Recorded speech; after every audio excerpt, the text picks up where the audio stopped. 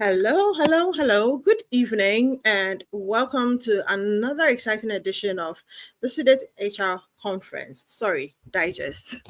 My name is Ophelia. I'm your uncle for today, Ophelia Nyamiche. And as always, we're going to have an interesting conversation, and we always have a seasoned guest to help us digest our topics. And today is no exception. So today being Mother's Day, I'd like to wish all mothers and all ladies a happy Mother's Day. And I hope the day has been good for all of us.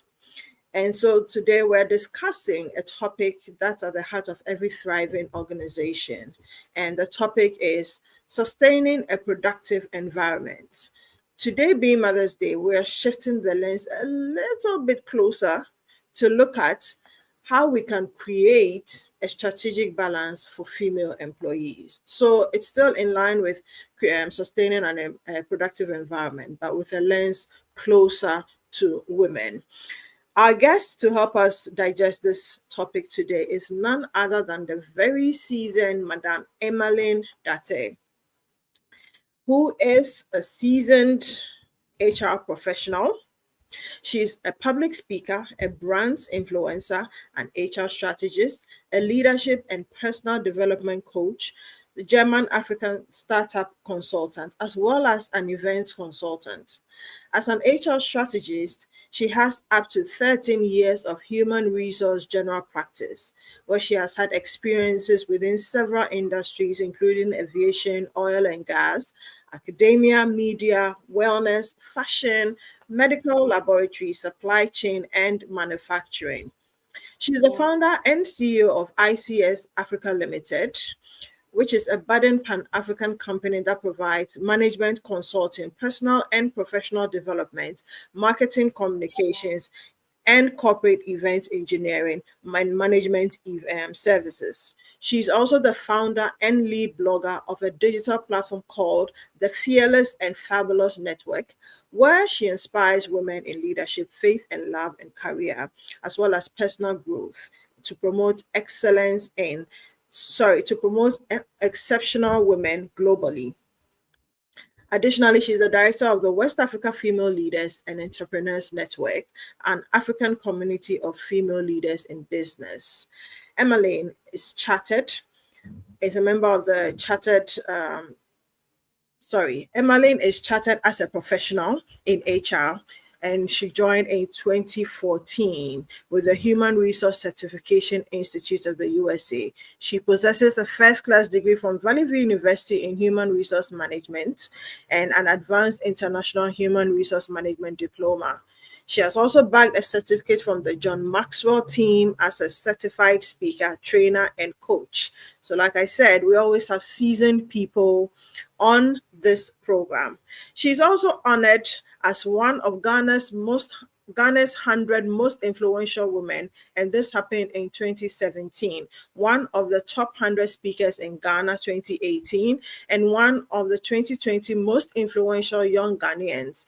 In 2022, she got a 2022 Ghana Under 25 Mentor Awards in HR and Business Consulting. She's also a Visionary African Woman Award recipient as back as 2023, and also 2023 Woman of Color Creating Wealth International Awardee. She has been further listed among the Eloy Foundation and Africa Women CEOs Network 50 power people who embody resilience, leadership, and advocate for women's empowerment and inclusion in Africa. And this was in 2024. And she's a recipient of the 2024 International African Women Peace Awards. Woo, woo, woo.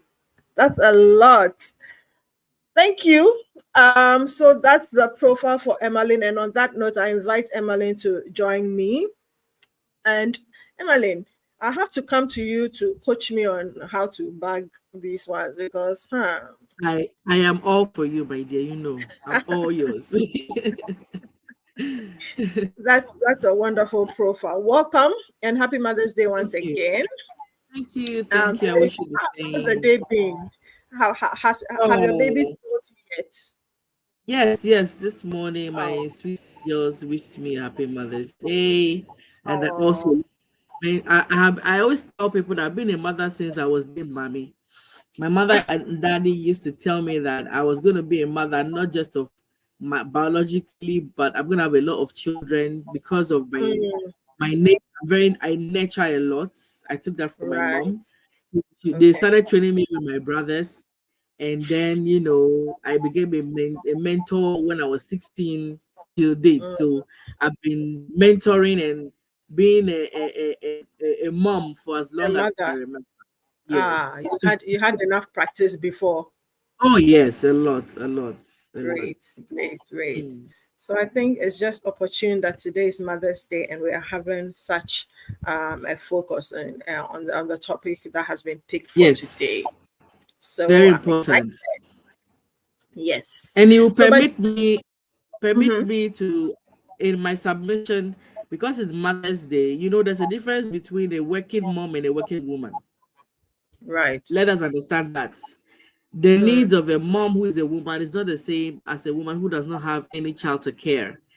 Because of that, the approach will be different. So I will be, trying to touch both as we go, okay, so that yeah, it can be sure. relevant to today's celebration. Absolutely. I totally agree with that. But just before I dive into my first, I just want the public to take note that this is powered by SIDAT HR conference and SIDAT HR consult, and we run a couple of services, which is general HR consultancy, advisory services, and we also have our usual annual HR conference, which is why I keep saying conference. I think maybe I'm prophesying, maybe another conference should come up. And it And was amazing. The last one was so amazing. God, I can't get over oh, it. oh, unfortunately, I couldn't be there, but I had a lot of Yes, feedback. So, I yeah. know. So later on, I'll be sharing information on one of our training sessions that's going to be happening, and I hope you take notes because the trainings that we offer are also very excellent. And so, without much more talking, let's jump straight in. So, the topic today is sustaining a productive environment, and then further creating strategic balance for female employees. And just like Emmeline rightly said, it is going to be suited for both working women and working mothers as well. So I want to start off, Malin, by asking you to share with us what's your understanding of a strategically balanced workplace. When we say a strategically balanced workplace, what does it mean to you? And how would you tie that into the focus of today being women in the workplace? Right. So, I mean, when you hear the word balance, obviously, look at gender balance here, right? Looking at an organization that creates the opportunity for competent men and women. Now, I want to state a disclaimer here. I'm not the kind of woman who is into women empowerment and tell leaders that you must compulsorily hire women because they are women. No. Mm, Women are human beings, men are human beings. Both of them have competencies, both of them have the ability to level up their skill and meet workplace demand. So, my definition of a strategically well-balanced organization is an organization that has the working environment and has created a structure that talented men and women can fit in. Okay.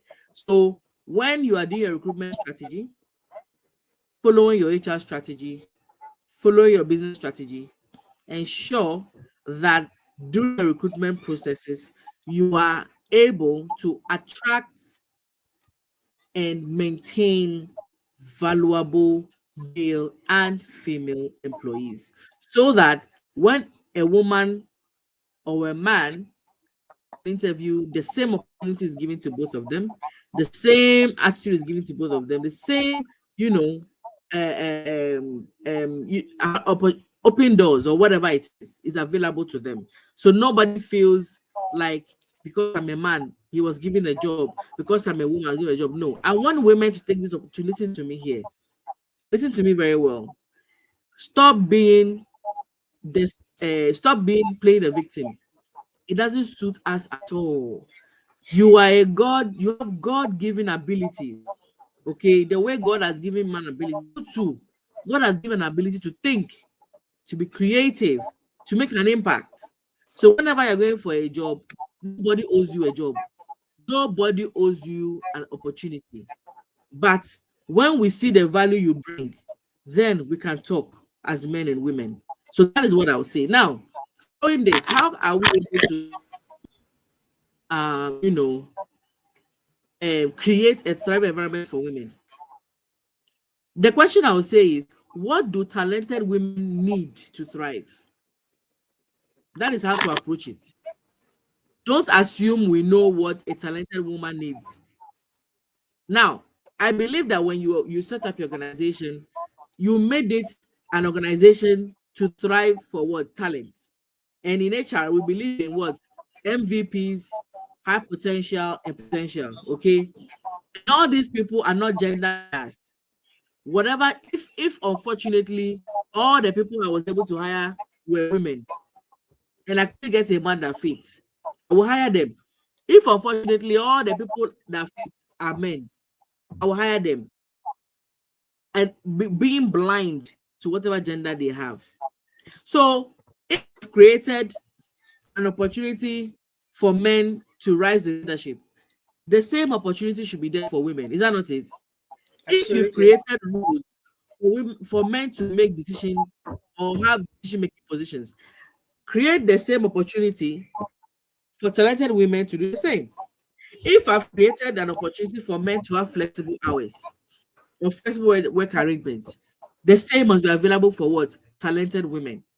And if I am paying a man for having competencies A, B, C, and D, if a woman fits the same, I must pay her the same thing. Fair work, fair wages, despite your gender. All of these things must be available for women who also have what? Risen up. They have forgotten about this gender what they call it, Equality. gender limitations. Okay, Okay. they've removed their mind from being limited as women to the fact that I am also talented, I also am skilled. So if I go for an interview, they will not even remember that I'm a man or a woman. They go like, wow, this is what we've been looking for. So the only difference is this. You see, every leader must understand there is what we call equality and equity. Equality is where both the man and the woman, they've gone to school, they have their certificates, they've earned their crown, they've trained themselves, they can both do the job. Okay, so that's equality. Now, when it comes to equity, there are fundamental underlying issues that make us human beings. Ophelia, you get what I'm saying? Now, Yeah. one of the things that affects the work dynamic, biological framework, okay, of women. A woman goes through 30-day cycle every month, except she's on menopause. Even menopause is now another trending topic now because menopause also brings on. Now, the 30-day cycle for a woman, a man doesn't understand 30-day cycle. He doesn't go through it. Okay. When a woman has menstrual pain, we call dysmenorrhea, she can't come to work. So make sure in your policy, you have a policy for women with dysmenorrhea. A woman will get pregnant if she is married and she has had, intimacy with her husband and she gets pregnant. Okay? Pregnancy is another wahala. Is that not it? Policy must have room for women who are what? Pregnant. You know what I'm saying? And then when the woman gives birth, societal structure has made it that the woman is the primary carer of the child when it comes to nurturing. Right? Right. Good. So a man naturally will not stay at home to take care of the children because he doesn't have breasts, he doesn't have the bodily framework for nurturing a baby. Even though now men do skin to skin sometimes, but the baby will breastfeed by the mother's side. And you see some men using a feeding bottle sometimes, but if the baby is on exclusive, a man cannot do exclusive until the mother pumps the milk into the bottle. Right. But primarily, the woman is the carer.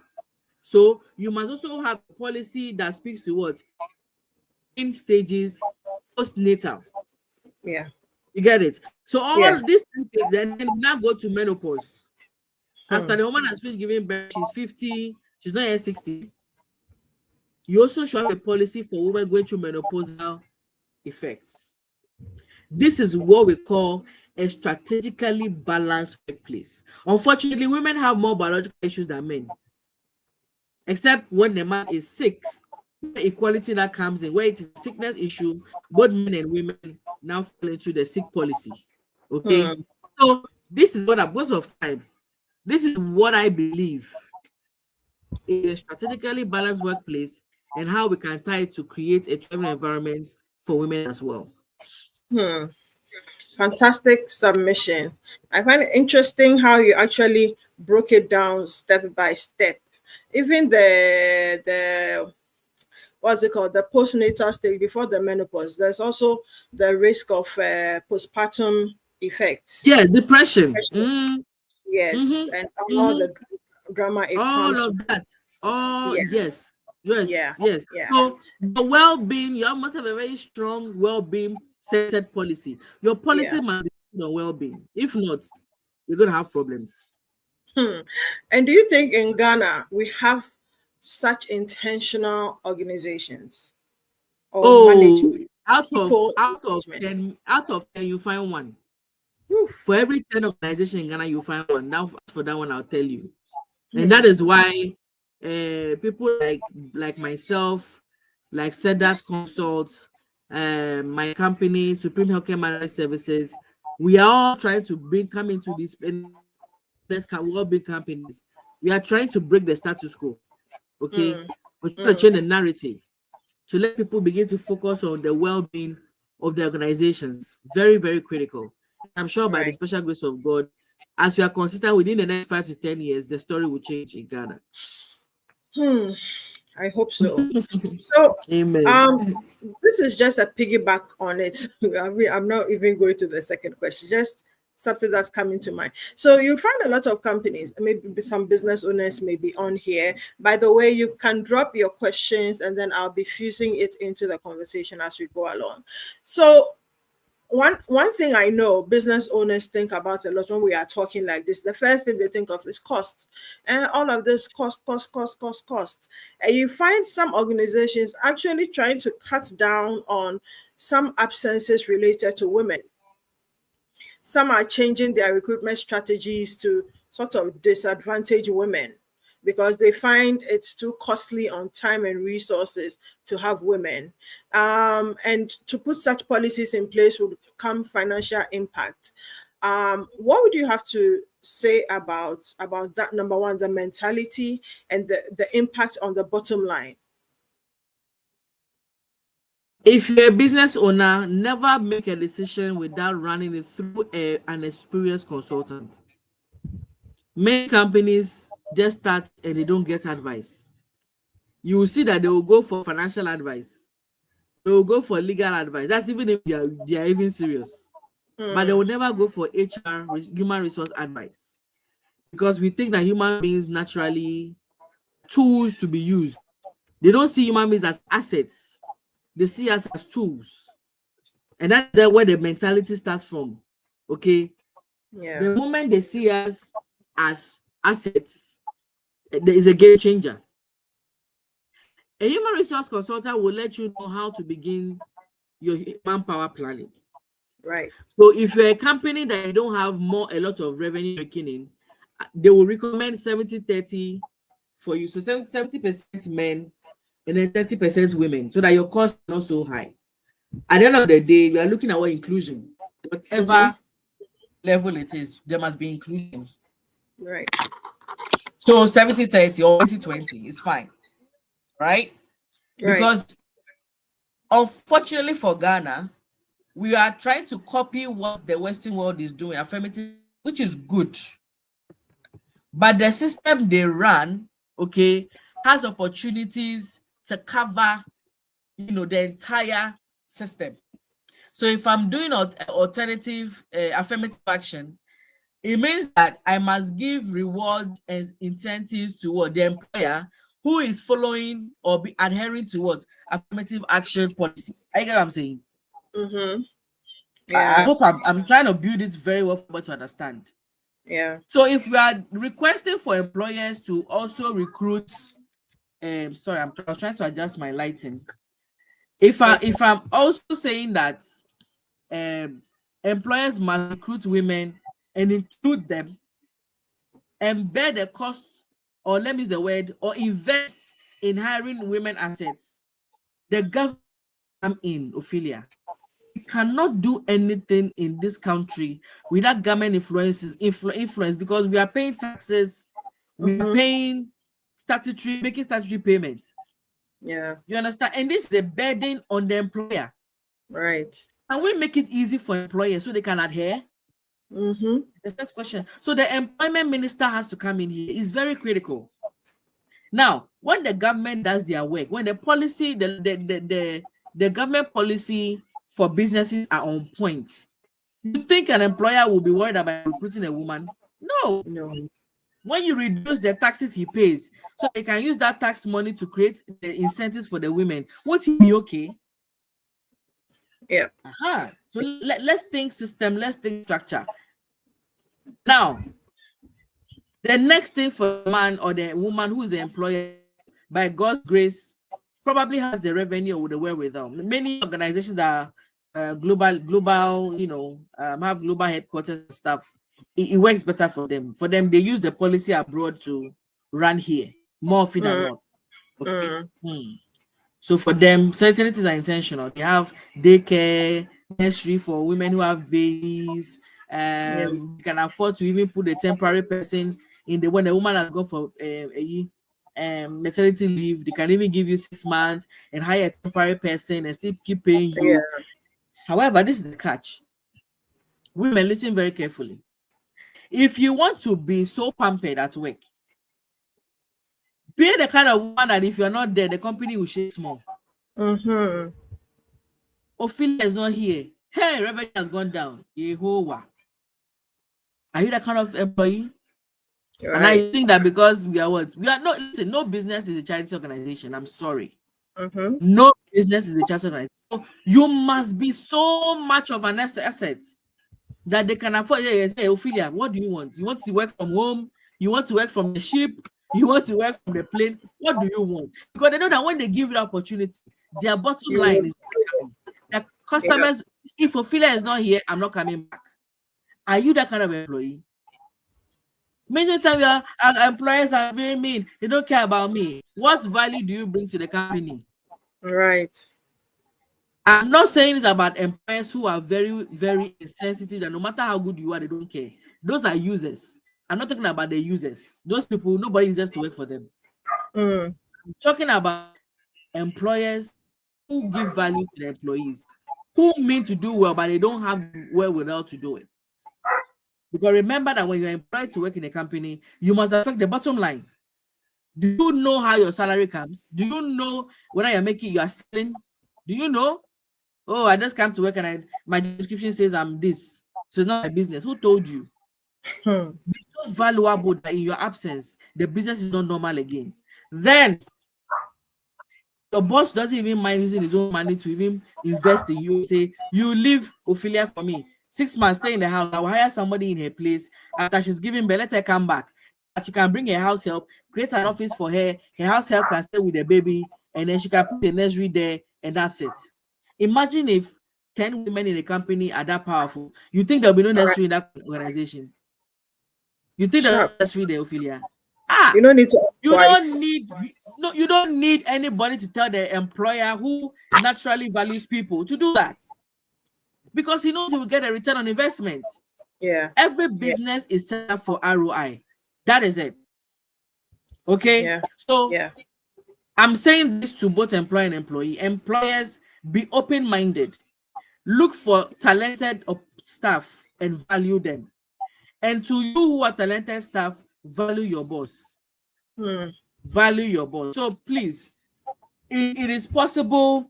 And I also say that if you're a company where you don't have the money for these wonderful bougie ideas, call the women, have a meeting with them.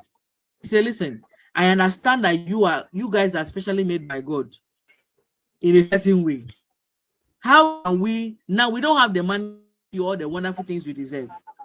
What are the ways we can, how can we create an opportunity for you to be resting while the business doesn't suffer? It will shock you the ideas that will come from their head. Because Right. when you involve them in the decision making, it's easier. You think the Labor Commission will have a problem with that? Nope. No. The only thing you can't negotiate is leave. You can't negotiate leave. You can't tell them that they don't go maternity leave. You can't do that. Mm-hmm. You can say, oh, you're going on maternity leave. If I'm paying maternity leave, it means I have to hire somebody else to do the work. So before when your women come, look at the propensity of the women having a family.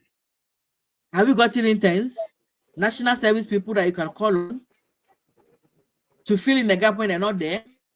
Mm-hmm. Do you know what I'm saying? You Yeah. see, the planning is difficult to do, but it's necessary. So involve them. You say, women, what can we? They themselves will tell you what can be done. You understand what I'm saying? Some people don't mind. Some women don't mind. They are being paid maternity leave, and then probably a colleague of theirs is now getting the burden of the work to do. Normally, that's what we do. We will pass on the work to a fellow colleague. Yeah. Some of them may even have mentees or anything. So you know what? Go and do intern. Go and help my colleague. Right. Is that not a good idea? How much will you It pay the is. intern? Is it not TNT? But remember, the reason why we are doing it is because we believe that the value of the intern supporting your colleague taking your job is that returns on investment would increase. That is it. Yeah. So that the intern you are giving the intern, you are getting back. Mm-hmm. You get a point? Yeah. Yes. Yeah. The colleague who is doing your work is not burnt out of stress. Yeah. And the customer eventually is happy. That is it. That's continuity. Thank you very much. If I give you all the apport, don't pay me for consultation after this program. Speaking of pain, we have a training coming up, which is the compensation, building compensation structures, and you would want to consider coming. The training is called Building a Competitive Grading System and Salary Structure. It's a 2-day practical training, very hands-on, and it's targeted at HR heads of departments, the HR directors, managers, officers, payroll officers, compensation and benefits officers, or those who may be interested in going that route. SME owners, please focus here, because we have a lot of SME owners who don't commit payroll. When you can do, look at your face and place you somewhere. But it's about time businesses get structured. And so you would want to consider going in for this training. And it's happening from the 22nd to the 23rd of May, 2025, from 8:30 a.m.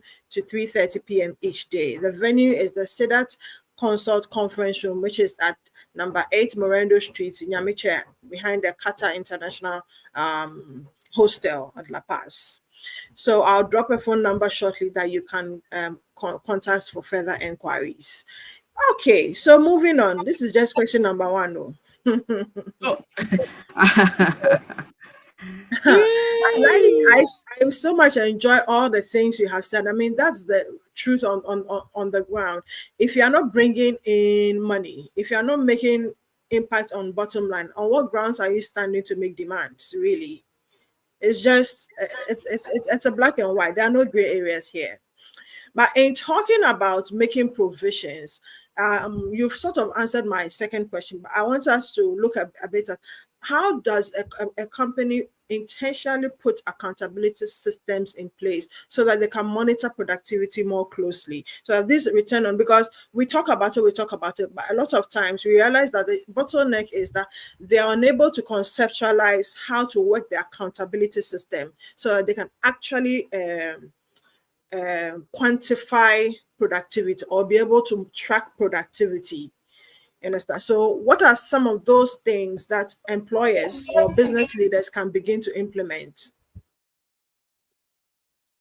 So when we are talking about implementing a culture or strategies business leaders can implement to ensure a culture of accountability and drive productivity, first thing is business leaders have to be intentional. In my experience of consulting, many business leaders are not intentional about anything. More often than not, most of them don't even know how to run a particular type of business. Yeah. And they will not listen to their consultants. They rather tell the consultants what to do. When it gets messy, then they come and tell the consultant how to come and clean it. No.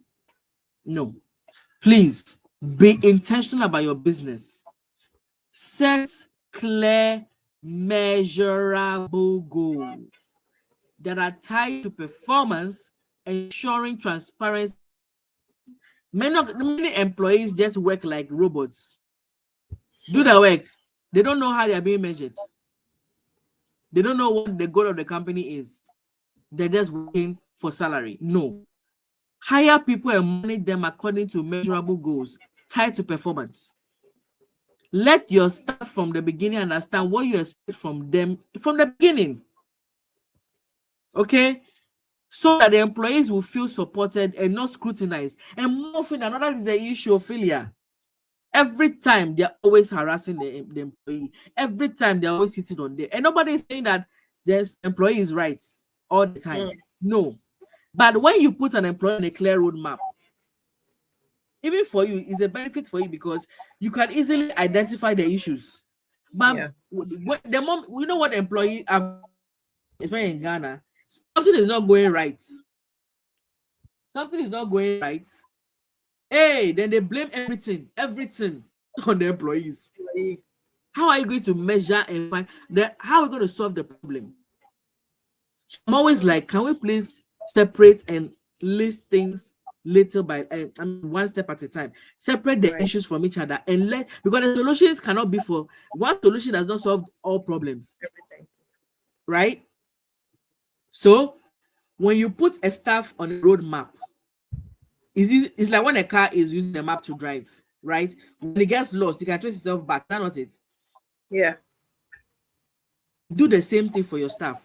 Put them on a clear road map. Tie their behavior to their performance. Tie the goals of the company to performance. And every time they wake up in the morning, they now will be driven by achieving those goals. Yeah.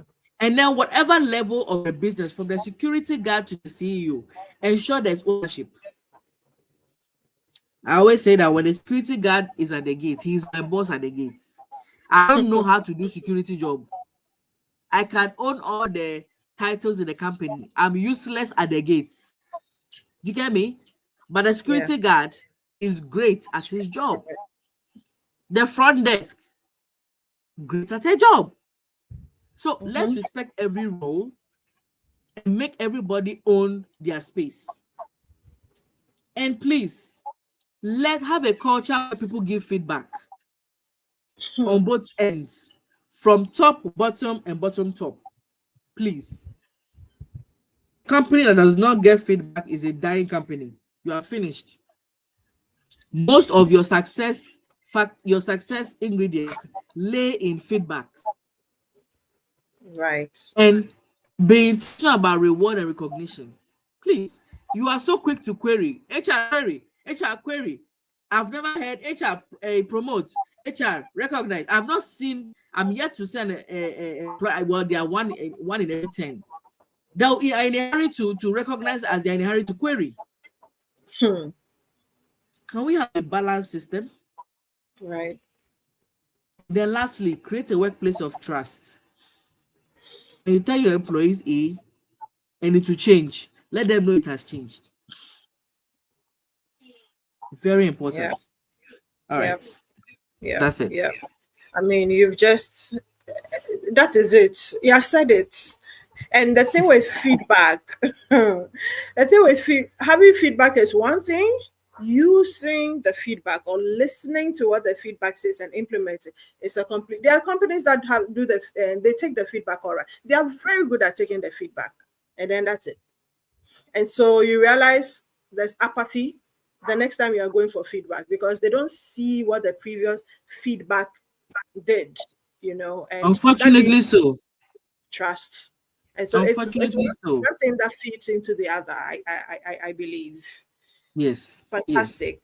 Fantastic. So the next question I would want us to tackle is this thing about progression. You sort of touched on it in your earlier submissions, but now I want us the thing about getting stuck. So there are some women who get stuck at the entry level, and then there are those that get stuck at the middle level. Hardly do you see women ascending on the corporate ladder, particularly.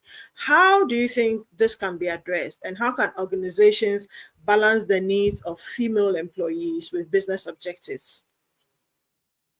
So riding on the fact that I said, make sure your policy is equal and equity based. So if you go to the equity base, identify what are the barriers keeping women from advancing.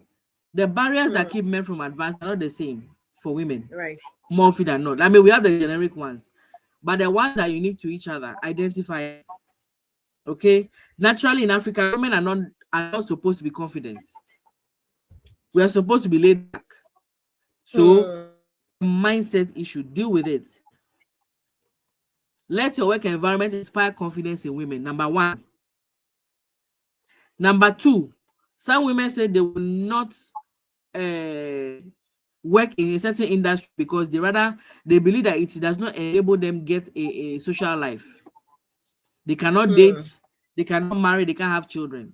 Please, if your policy is a barrier to the progression of personal living, please work on that policy. Very important.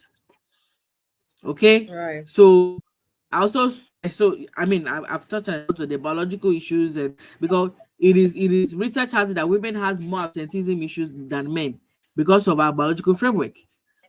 So make sure your policies are not keeping women from advancing.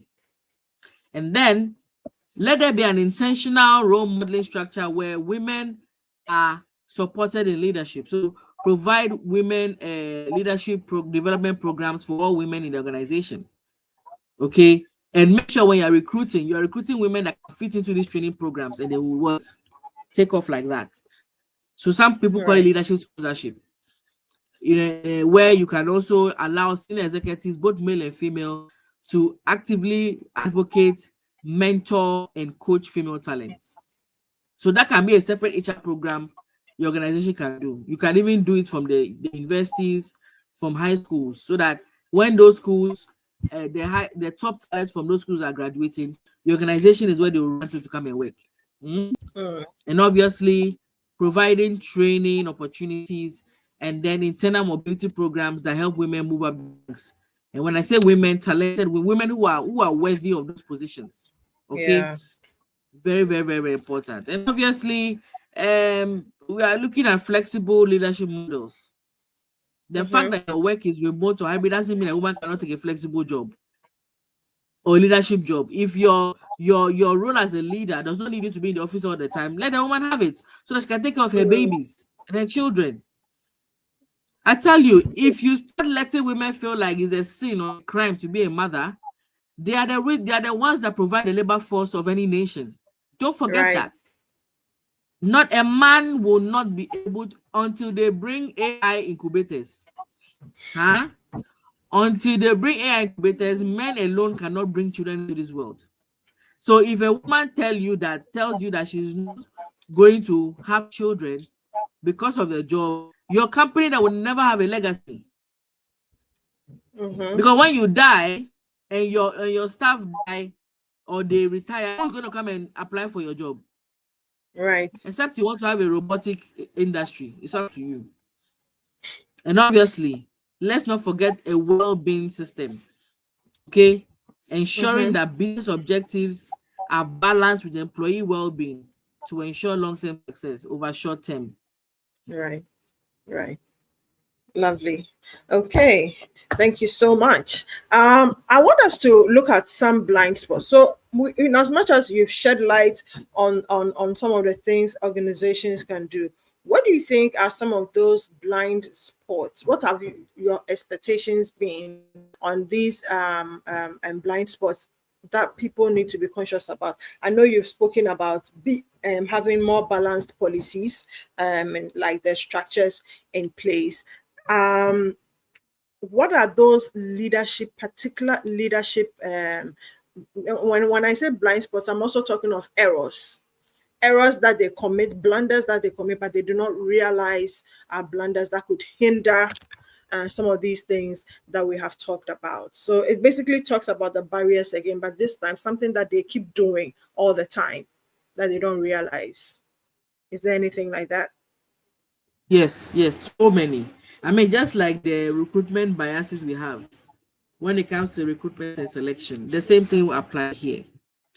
So I think I also touched on this a bit. One size policy does not fit all. So that is one. A policy that is one size fits all is a blind. It will intentionally make women redundant, or it would discriminate women. You get it? Yeah. So please make sure your policy fits every aspect of women. Then there will be no problem with that. Okay. And then, all right. Yes, very important, because I mentioned earlier that women's support needs are not the same as for men. Okay, the support men are not the same for men. So your policy must be unique.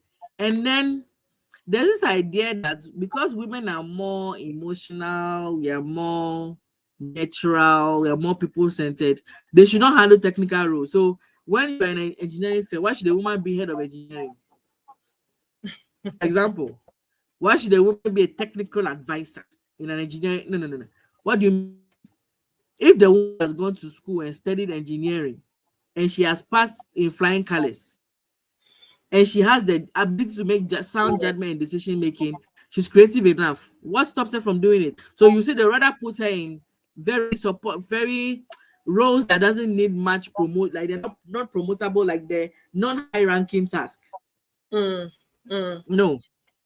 Give them the technical role. Let them write the exam with the men.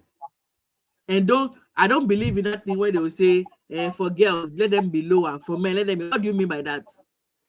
Don't you? My first girl, her IQ is higher than her age. She's 10, but she already reasons like she's 15. Yes, that is what the teachers are telling me, that her IQ, her level of intelligence is her age is too big for her age. So problem, let them write the same exam and give them the same marking scheme. If she fails, too bad. She'll go again. Definitely, she should go again. Okay? Yeah. And then let's not use male-dominated lens in selection, in the selection process. Right. Everything a man must lead. No. Have an open view, an open mind, and be objective in your thinking, please. Every leader must actively challenge assumptions and build systems that reflect what different opportunities for men and women in the organization. That's it. Right. I think one of the issues that keep compounding and is a constant barrier, and this could probably I'll leave you to correct me on that, is sometimes depending on how if the leadership condones certain biases, it becomes part of the culture.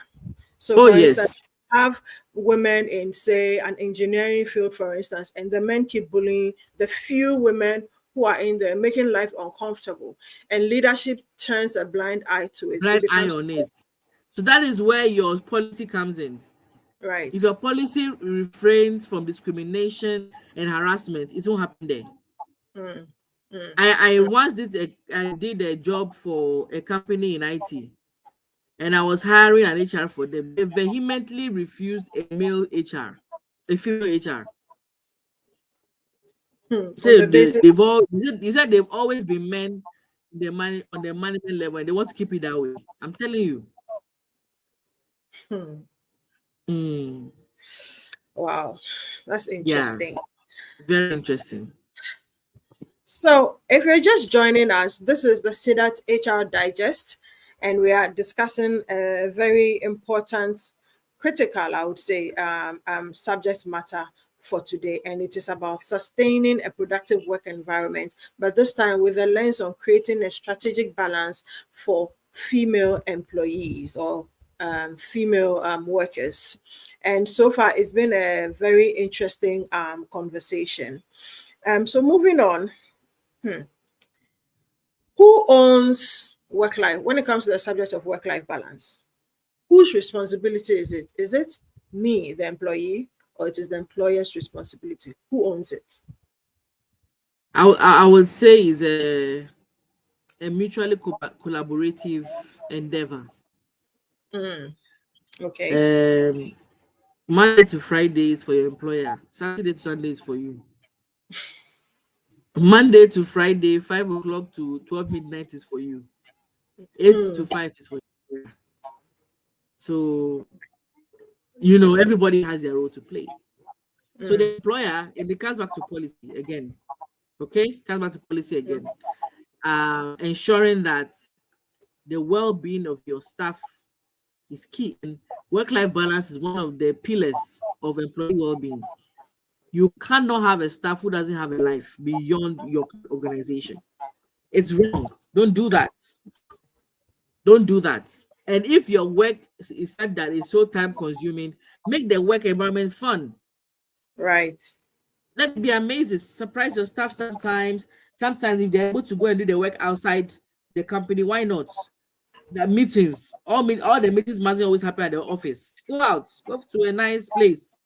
Don't need to buy food, but get a drink, get a nice drinks and chat, some kebab, share, watch a big bowl of wache, eat, balls of cake. Happy like hour. that. Oh my God, you've hit the nail on the head. Make sure, as stressful as your work or your service delivery system or your operations are, put some nice relaxation in between. Mix it up. And then when your people go home, tell them to put off their laptops and their phones and attend to family. One of the companies I consult for, I was happy to find a leader whose employee revealed that when they're home, and I don't know how the boss gets to know that their employees are online.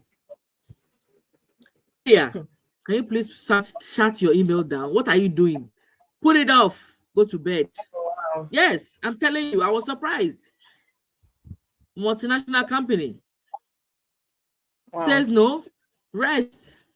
Because this supervisor knows that you're useless to me if you come in the morning, you're tired, you have a headache. Exactly. You're useless to me, unnecessary health insurance costs. You get what I'm saying? Yes. So let every employer or manager or leader needs to make sure that work-life balance is an intentional expectation in an organization. So it's two ways. So when your boss gives you free time, especially the men, I know it's for women, but you men, you won't rest. They give you free time, work at the galamsey.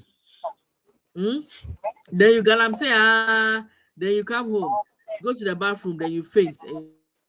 Who does it help? Relax, take it easy, calm down.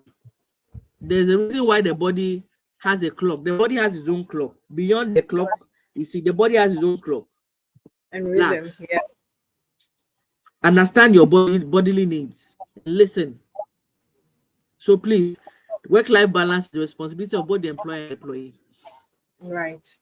Okay. Thank you so much. So now, I want to. We've sort of answered this question already earlier when we said we're given it between 3 to the next 10 years that things would change, because it would have been a question of if the future is hopeful for. Again, I am also not really one of a pro gender balanced, just blanket gender balanced advocate. It's about competency, it's about capacity. So with what you said, I do know that there's a lot of hope for the future. but then it is not a one-man fight or a one-woman fight. It's an all-hands-on-deck fight.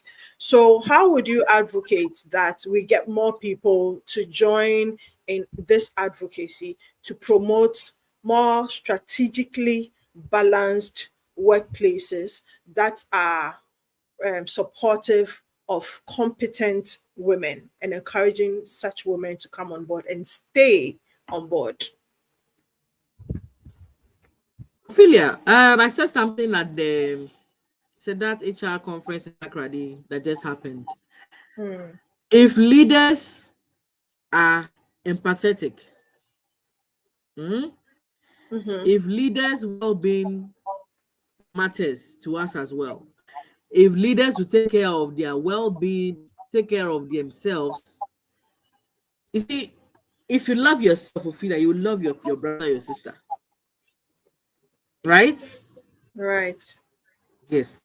I cannot give you what I don't have. Of course. So many leaders you see today who are behaving so adversely, it's a deep-rooted traumatic issue they're dealing with. And trauma inhibits the fullest expression of compassion in any human being. Without compassion, you cannot be empathetic to anybody. So I am beginning to advocate for my employers to take care of themselves. When my clients are okay mentally, every kind of wonderful I propose, they take it.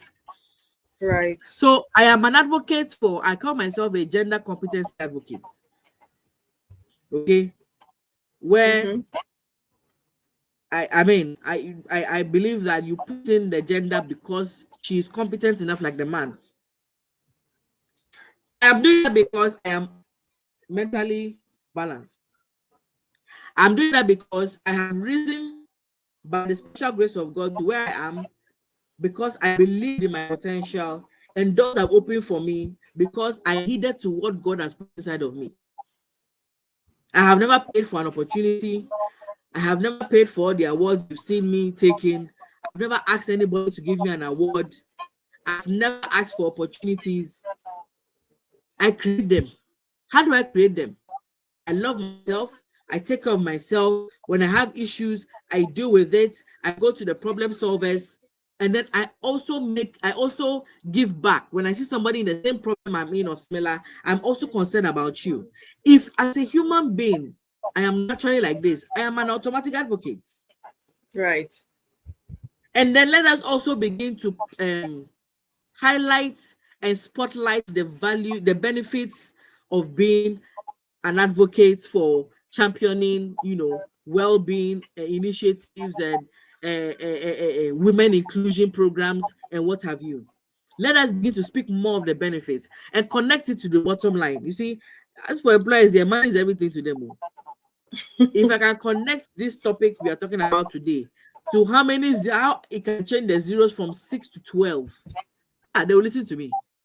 Right. I'm telling you, professionals need to learn how to connect human relations or human resource issues to accounting issues, to budget issues, to balance sheet issues.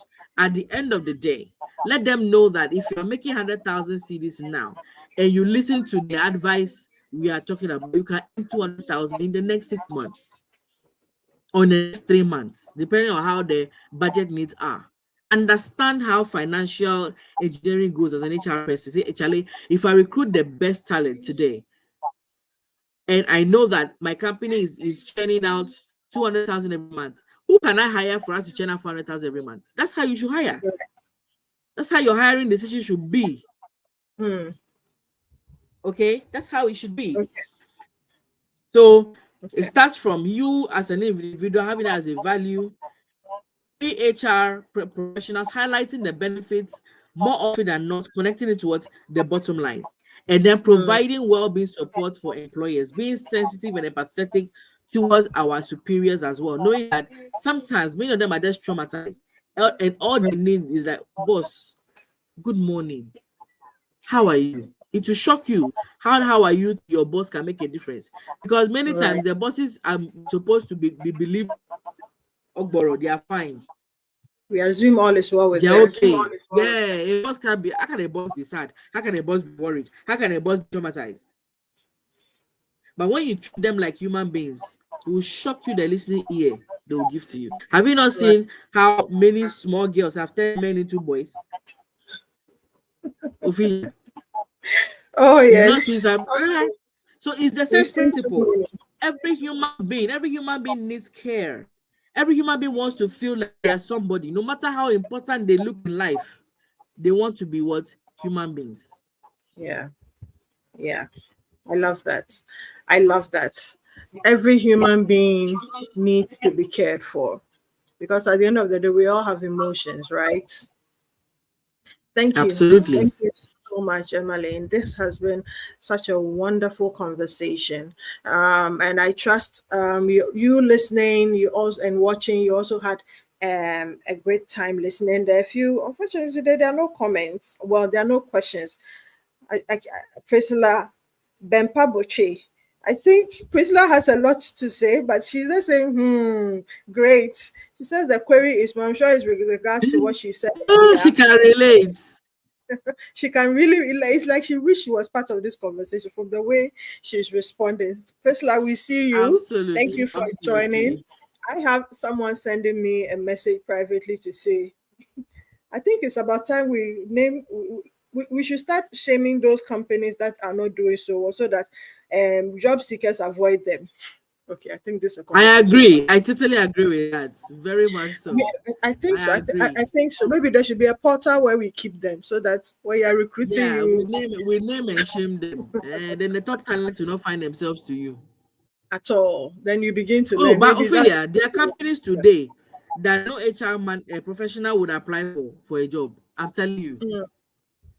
There's one particular company that has been always looking for HR. Nobody wants to apply to that place. It's serious. Oh, yeah. It's already happening. And it's very bad. Please, I'll hit you back door. Mm, it's I'll very hit you horrible. back It's door. horrible. Mika, I know a few. I know a few, pa. Oh, my sister. Yeah, yeah. And so that's how it begins. I think that's a good way of sort of cleansing the system because they get away with so much because number one, they don't accept correction. And so Mhm. over time, they just keep getting worse. And so until they realize that the impact of what they are doing, they'll never stop. So I think it's about time Absolutely. Absolutely. those things begin to happen. So Yeah. it's been a great time as always when you are on. So I have enjoyed myself, and it looks like the listeners and the viewers have as well. It's been great. But just before I go off, this was brought to you by Sidat Consult. And they are going to be running a training on building a competitive grading system and salary structure from the 22nd to 23rd of May. And it's going to be a 2-day practical and hands-on workshop. And I particularly I've sat in one of these trainings, and I tell you, it's really, really worth your time and worth the value. And so you would want to consider, if you're a business owner, SME owners, I push this seriously for you. And then if you are aspiring to be a compensation expert, you would want to also be part of this. Payroll officers, HR officers at all levels, this is for you as well. And the venue or the location is going to be at La Paz, the Sedat Consult premises, number 8 Morendo Street in Yamiche, behind the Qatar International Hostel. For more inquiries, please call 059 140 5555. The number again is 059 140 5555. Or you can follow us on TikTok at Sedat Consult HR, on YouTube, Sedat Digest, and then Sedat Consult Limited on Instagram. So all too soon, time is up. In actual fact, we are 1 minute behind time. And so this has been a great conversation. And I look forward to having another conversation with you, Emmeline, because it's always great having these conversations with you. And I hope we've learned a few things. I really do hope some business owners were on here so that you pick a few things. This is free consultation, free consultation. So I really hope you did. Otherwise, if you contact Emmeline, be ready, the invoice would follow. Up, So up. So once again, it's been a Mother's Day edition, and I hope we enjoyed this session. It's been informative and educative. Enjoy the rest of the Sunday and have a lovely week, everybody. Until the next time, it's bye-bye from the SIDAT HR Digest. Bye.